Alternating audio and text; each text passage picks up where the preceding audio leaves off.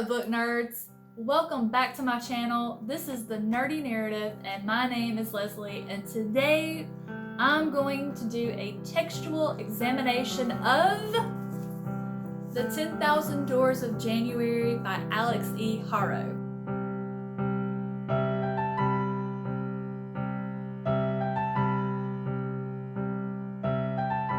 Okay, so this is the most confusing book I've read so far this year, and I'm just so unsure of how to describe this book to you because I love it.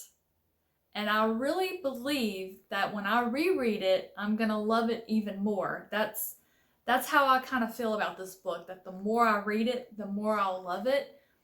But with that being said, there was really a progression to it. Like, I was the first 45 pages, I was extremely confused about what was happening, and I really didn't think I was going to like this book. And so I actually messaged my friend Angela from Literature Science Alliance. You can find her channel called Literature Science Alliance on YouTube, and I'll link her in the description down below, and I'll put her info on the screen for you.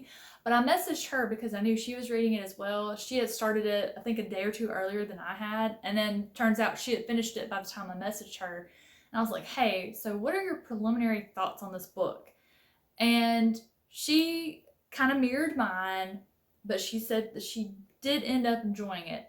But the writing is a little slow, and it's also, nothing else could be happening while I was reading this book.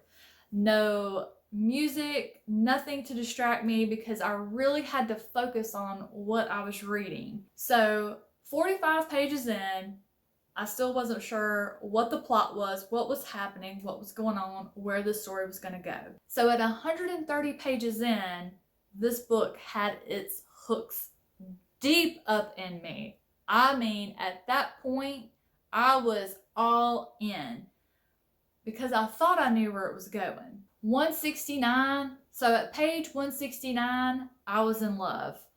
And I really appreciated how the author wrote about tattoos and how they were very significant to a world of people, and they meant so much. Everything important that happened in their lives, they would get tattooed on their arms. And that just really, I just found that super relatable because, you know, I'm a tattoo girl, and sometimes you just see people looking at you in a way, or there's still, you know, the older generation where if you have tattoos, that meant you went to prison or you're trash, and it's just like, why don't you come on and join me over here in 2020? But, you know, people have their own opinions, and generally you can't change them, but I really appreciated that little nuance. There is also a world that is mentioned in this book called Arcadia that, to me, if Arcadia was real, it would be Orlando, Florida, because Arcadia basically was a world full of people who weren't from there. And when we first moved to the Orlando area, that's what everybody would tell us. Welcome to a city of 4 million people where nobody was born, nobody is from here. So the last 100 pages of this book, I literally would not put it down. Like, I was like, I got to that point where I was like, okay, everything that I'm getting done today is done. At this point, I am sitting down. My mission is to complete this book, and that is exactly what I did. Like, my husband came home from work, and he was trying to talk to me. I'm like, nope, you're just gonna have to wait. I'm almost there. Let's talk about the cover. So let's talk about the cover. I like it. Is it one that's just knocking my socks off? No, but I do like it. And it totally fits in with the story. You know, it's got a beautiful ornate door-facing doorknob, and you see different keys hanging in the flowers around it. I like it. I think it's perfectly suited to the story. The hardback itself isn't anything to write home about, but that's okay, because the dust jacket, I'm okay as long as I find something physically appealing about it. The dust jacket definitely appeals to me. Now, when I look at this cover, does the cover alone make me want to read this book?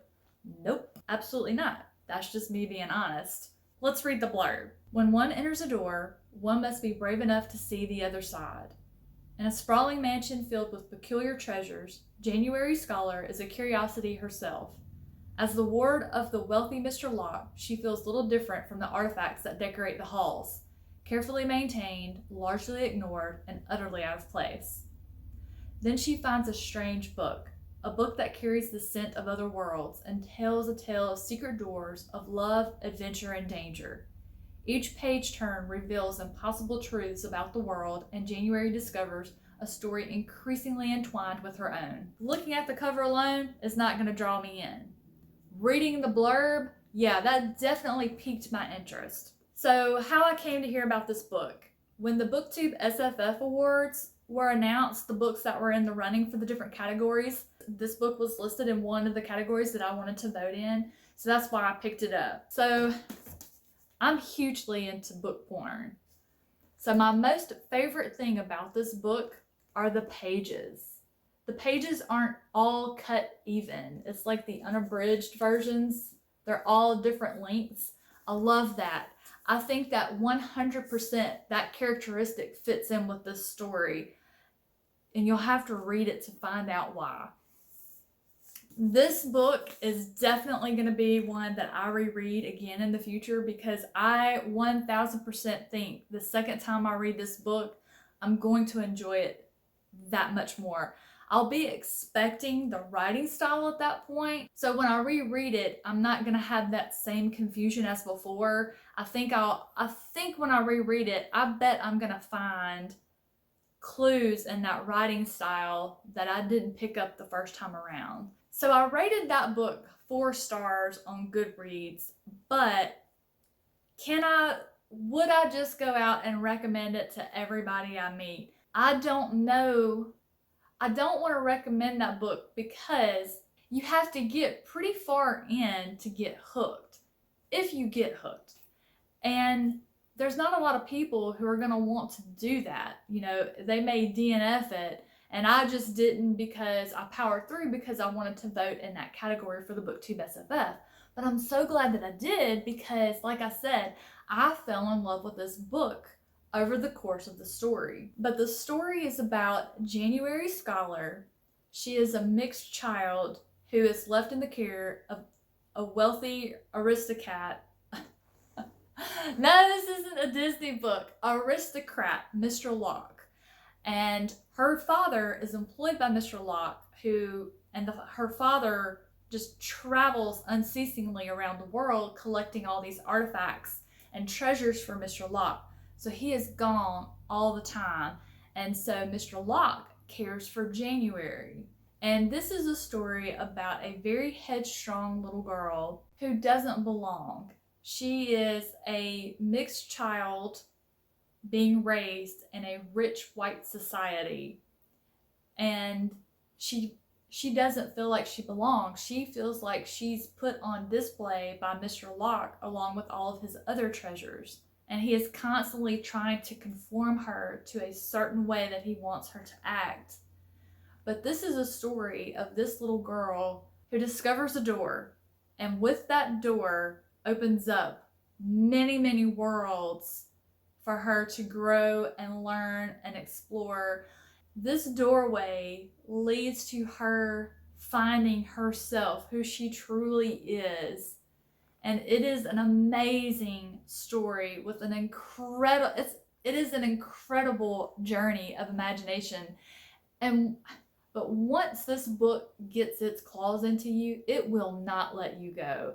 And I enjoyed it. I ended up thinking, I went from thinking, I don't understand this book, I'm confused, I'm not going to like it, to absolutely being in love with it. Even though I'm so torn about how I feel about the writing style, I don't know. Y'all are just going to have to read this book and tell me what you think, and hopefully you can put your thoughts together a little better than I am. I feel very disjointed, but I like it. I like that this book made me feel this way. I have not stopped thinking about it since I finished it. And when a book stays with you in that way, that's when you know it's a good book. So I enjoy that it opened a new world for me. I enjoy that I'm still thinking about it. I'm still trying to piece together things about what I read, and my imagination was just really kicked into high gear with this one, and I love that. I really love that. I love when I finish a book and I can't stop thinking about it. I just go over it again and again. You know, what was I missing in the first 45 pages? Y'all, somebody please read this book and make sense of my thoughts and help me out. And that is a wrap on my thoughts of the 10,000 Doors of January. I can't wait to read the other books in this category to see how I'm going to vote come May 1st. Is this one going to be my top choice, or will it be one of the other two? Stay tuned to find out. And that's a wrap. Y'all have a fantastic rest of your day, and I will see